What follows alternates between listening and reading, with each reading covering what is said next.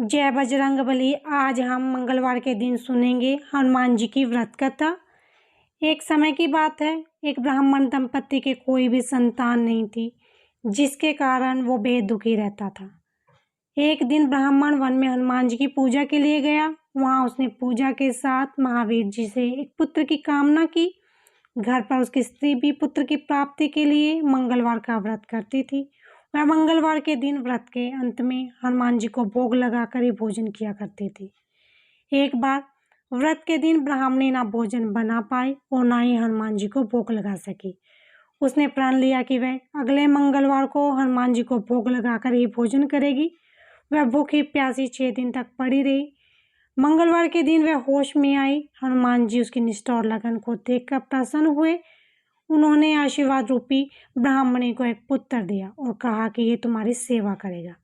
बालक को पाकर ब्राह्मणी अति प्रसन्न हुई। उसने बालक का नाम मंगल रखा।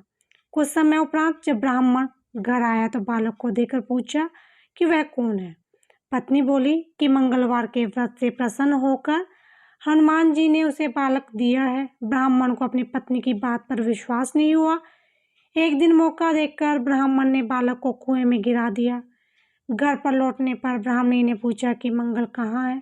तभी पीछे से मंगल मुस्कुराकर आ गया। उसे वापस देखकर ब्राह्मण आश्चर्यचकित रह गया।